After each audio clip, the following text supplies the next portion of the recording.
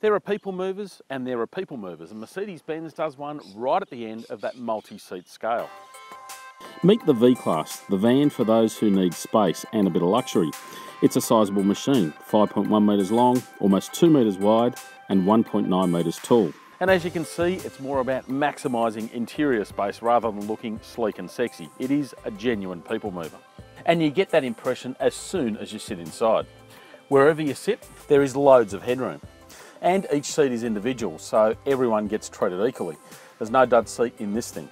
It's all about versatility and flexibility as well. Now when you buy this thing, you can have either a 6-seat version, an 8-seat version, or this 7-seater here. And the seats are pretty cool. You can slide them, flip them and fold them. You can even remove them all together. Although, that is one seriously bulky unit. It's heavy and it's pretty clunky to get in and out. I think I'll leave it. I mentioned luxury, and that's really what the V-Class is all about. As well as the space, there's plenty of thoughtfulness. 12-volt power outlets for recharging tablets or phones, separate ventilation controls with vents throughout the cabin. There's even ambient lighting at night, reinforcing the attention to detail and creating a more upmarket environment. Plus there's some cleverness in the boot as well.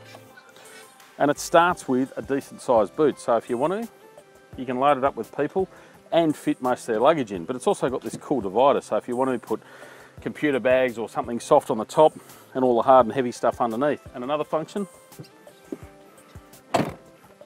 is just being able to open the window, so if you're in a tighter car park, you can access half the space. Beautiful. Up front too, you're well catered for. There's plenty of Mercedes-Benz cues, from the main controller and switchgear generally to the big colour screen with sat-nav.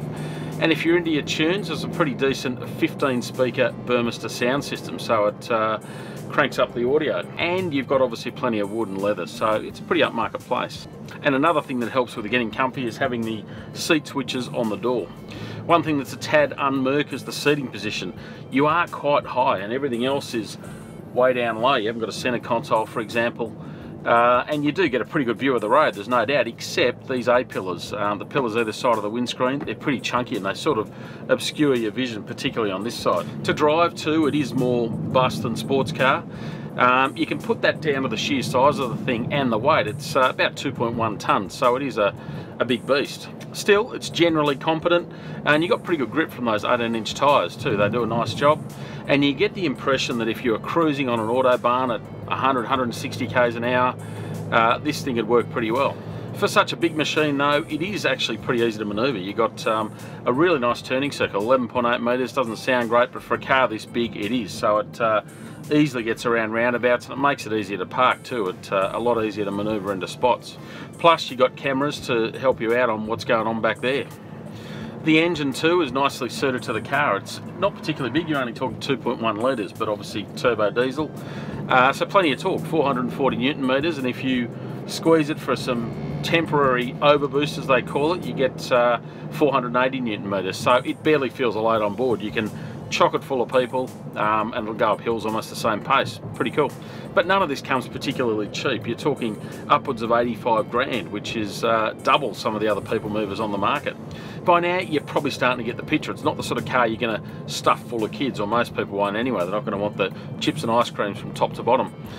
Instead, think more exclusive uses, winery tours or maybe airport transfers, or for families with lots of adults. And for that, it pretty much nails the brief. You've got lots of people well catered for, plenty of fruit in the cabin, and it feels a bit more luxury car than kid carrier, but you'd better start saving.